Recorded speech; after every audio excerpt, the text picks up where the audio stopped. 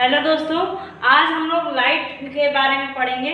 Light chapter जो है, तो सबसे पहले ये जानने की कोशिश करेंगे कि लाइट क्या होती है, प्रकाश क्या होता है। लाइट यानी प्रकाश क्या होता है, कब हम कह सकते हैं कि नहीं ये लाइट है, ये प्रकाश है। तो लाइट वो होती है जिसके द्वारा या जिसके माध्यम से हम किसी ऑब्जेक्ट को या किसी वस्तु को हम देख सकते हैं।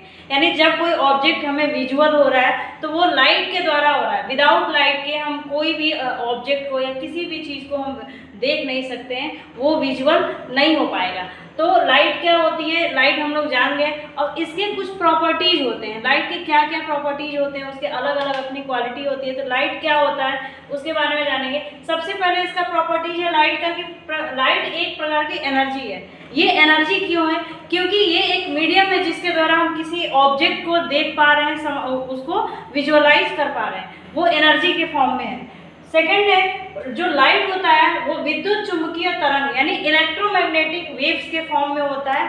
वो भी इलेक्ट्रोमैग्नेटिक वेव्स में भी जो ट्रांसवर्स वेव होता है यानी अनुप्रस्थ तरंग होता है, ये जो लाइट होती है। थर्ड इसके प्रॉपर्टीज है, जो लाइट होता है वो न्यूट्रल होता है यानी उदासीन होता है, ना तो ये पॉजिटिव होता है ना तो नेगेटिव होता है, ये न्यूट्रल होता है।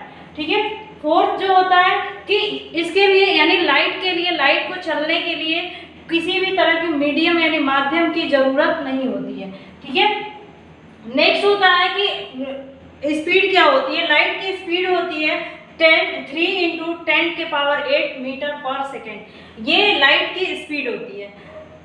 नेक्स्ट है कि जब लाइट होता है वन मीडियम से अनदर मीडियम में जाता है तब इसके वेव्स और वेवलेंथ चेंज हो जाते हैं। वेव मीन्स तरंग और वेवलेंथ तरंगदैर्घ्य, ये चेंज होता है। जब लाइट एक मीडियम से अनदर मीडियम में एंट्री करता है तो वेव और वेवलेंथ चेंज हो जाती है, बट उसकी फ्रीक्वेंसी चेंज नहीं होती है, फ्रीक्वेंसी एज इट इज वही रहती है। जैसे कि वन मीडियम क्या है, मान लीजिए फर्स्ट मीडियम हम एयर ले लिए, second medium water, air to water जा रहा है तो उसका वेव और वेवलेंथ चेंज हो जाएगा, बट उसकी फ्रीक्वेंसी, लाइट की फ्रीक्वेंसी चेंज नहीं होगी।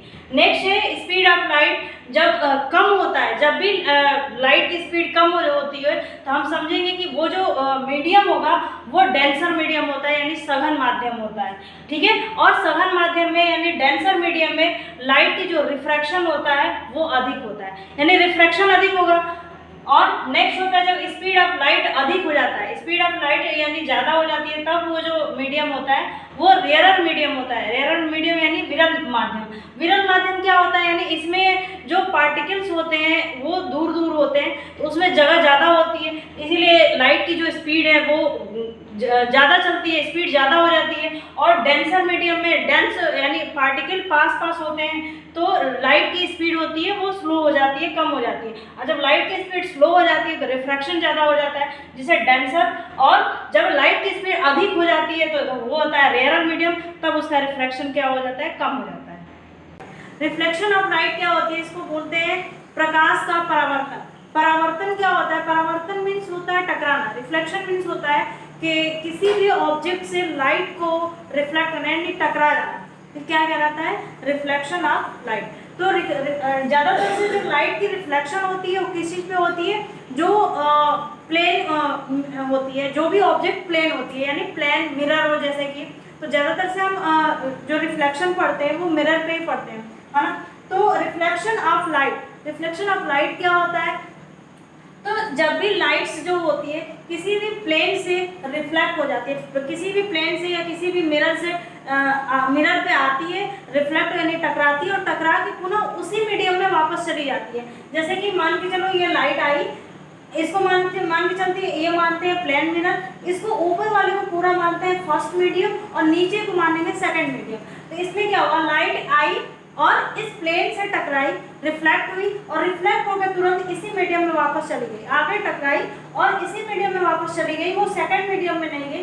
तो जब लाइट आती है, प्लेन से टकराती है और उसी मीडियम में वापस चली जाती है, तो उसे बोलते हैं रिफ्लेक्शन ऑफ लाइट। ठीक है। तो अब जहाँ भी दोनों रेज मिलती है यानी जो लाइट आती है उसे बोलते हैं इंसिडेंट रे यानी आपतित किरण, और जहाँ पे टकरा के ये जाती है उस रेज को बोलते हैं रिफ्लेक्टेड रे यानी परावर्तित किरण। ठीक है। और जहाँ पर भी ये दोनों रेज टकराती है उस पॉइंट को बोलते हैं पॉइंट ऑफ इंसिडेंट। ठीक है। और उस पॉइंट से हम एक इमेजिनरी बिल्कुल सीधी 90 डिग्री एंगल पे सीधी लाइन खींचते हैं, इसको बोलते हैं नॉर्मल। इसको एन से डिनोट करते हैं, इसको बोलते हैं नॉर्मल यानी अविलंब। ठीक है, अब ये अविलंब यानी नॉर्मल से जो इंसिडेंट रे इसके बीच जो एंगल फॉर्म होता है उसको बोलते हैं एंगल ऑफ इंसिडेंट या इंसिडेंट एंगल या तो आपतन कोण बोल सकते हैं। ठीक है, ऐसे ही जो नॉर्मल और रिफ्लेक्टेड रे के बीच जो एंगल फॉर्म होता है उसे बोलते हैं रिफ्लेक्टेड एंगल या तो परावर्तन कोण। ठीक है, तो अब हम आगे जानेंगे लॉ ऑफ रिफ्लेक्शन। रिफ्लेक्शन के लॉ क्या होते हैं यानी प्रकाश के परावर्तन के नियम क्या होते हैं। तो प्रकाश के परावर्तन के दो नियम होते हैं। पहला जो होता है आपतन कोण और परावर्तन कोण आपस में सेम होते हैं, बराबर होते हैं, यानी इंसिडेंट एंगल और रिफ्लेक्टेड एंगल जो होता है सेम होता है, यानी angle I is equal to angle R। इसको क्या लिख सकते हैं, angle I is equal to angle R। ठीक है, सेकंड जो लॉ होता है वो आपतित किरण यानी इंसिडेंट रे और परावर्तित किरण यानी रिफ्लेक्टेड रे तथा अविलंब यानी नॉर्मल, तीनों एक ही प्लेन में होते हैं। देखो एक ही साइड एक ही प्लेन में है, ये नीचे की साइड नहीं है, इसीलिए तीनों एक ही प्लेन में होता है। ये होता है reflection of light, law of reflection के सेकंड लॉ। ठीक है, तो दो लॉ आप लोगों को आई होप समझ में आ गया होगा। तो आइए अब पढ़ते हैं रिफ्लेक्शन ऑफ लाइट के कुछ न्यूमेरिकल्स के बारे में जानते हैं। पहला क्वेश्चन है, एक आपतित किरण यानी इंसिडेंट रे समतल यानी जो प्लेन है, प्लेन से 60 डिग्री का एंगल फॉर्म करती है, तो इसका एंगल ऑफ रिफ्लेक्शन बताइए यानी इसका परावर्तन कोण बताइए। इसमें जो ये दिया आपतित किरण इंसिडेंट रे, मैंने यही बताया था इंसिडेंट रे क्या होता है, ये नॉर्मल हो जाता है। नॉर्मल हमेशा 90 डिग्री का होता है, 90 डिग्री का एंगल फॉर्म करता है। ये हमारा हो जाता है प्लेन, और जो आपतित किरण यानी एंगल ऑफ इंसिडेंट जो आती है, ये जो होता है ये प्लेन से यानी नीचे से जो एंगल है, ये वाला जो एंगल है ये फॉर्म कर रही है 60 डिग्री का, ये 60 डिग्री एंगल फॉर्म कर रही है।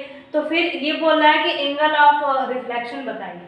तो एंगल ऑफ रिफ्लेक्शन क्या होता है, angle I is equal to angle R, angle I is equal to angle R, यही होता है। तो एंगल I कितना है, अभी तो एंगल I ये होता है और एंगल R ये रिफ्लेक्ट होके जाती है तो एंगल R ये होता है। तो एंगल I कितना हो जाएगा, एंगल I यानी इंसिडेंट एंगल, इंसिडेंट एंगल कितना होता है 90 माइनस 60, यही हो जाएगा 90 माइनस 60 इज इक्वल टू हो जाएगा 30 डिग्री, 30 डिग्री हो जाएगा। तो इसी के बराबर क्या है आपका एंगल ऑफ रिफ्लेक्शन। तो angle I is equal to angle R, angle I है 30 डिग्री का, एंगल R भी आपका कितना हो जाएगा 30 डिग्री का, यही आपका आंसर हो जाएगा। गलती से आप लोग 60 डिग्री मत कर दीजिएगा, 60 डिग्री आंसर नहीं होगा क्योंकि ये प्लेन से एंगल फॉर्म कर रही है, प्लेन से जो है एंगल फॉर्म कर रही है, जबकि एंगल इंसिडेंट एंगल होता है ये वाली एंगल होती है, रिफ्लेक्टेड एंगल भी ये वाली होती है। तो ये 60 डिग्री का है तो ये कितना डिग्री हो जाएगा, 90 में से 60 आप माइनस कर देंगे तो एंगल ऑफ इंसिडेंट पता चल जाएगा। नेक्स्ट इसका सेकंड क्वेश्चन है, यदि आपतन कोण इंसिडेंट एंगल जो आप इंसिडेंट एंगल है 30 डिग्री का है तो इसका परावर्तन कोण ज्ञात कीजिए। इसमें दे रखा है, इसमें आपका ये एंगल दे रखा है, जो आपतन कोण है यानी इंसिडेंट एंगल है ये 30 डिग्री का दे रखा है, तो एंगल R भी कितना हो जाएगा, तो यही हो जाएगा angle I is equal to angle R। Angle I आपका दिया हुआ है 30 डिग्री, तो एंगल R भी कितना हो जाएगा 30 डिग्री का ही हो जाएगा, यही आपका क्या हो जाएगा आंसर। इसमें आपका गिवन है पूरा कि इंसिडेंट एंगल 30 डिग्री का यानी एंगल I 30 डिग्री का है, तो ये वाला भी एंगल कितना हो जाएगा 30 डिग्री का। ठीक है, आई होप आप लोगों को ये समझ में आ गया होगा। इससे न्यूमेरिकल क्वेश्चन आप लोग इसमें कंफ्यूज नहीं होइएगा, दोनों टाइप के क्वेश्चन में इस पे यही टाइप के क्वेश्चन आते हैं, ज़्यादा कुछ इसमें के क्वेश्चन नहीं आते हैं।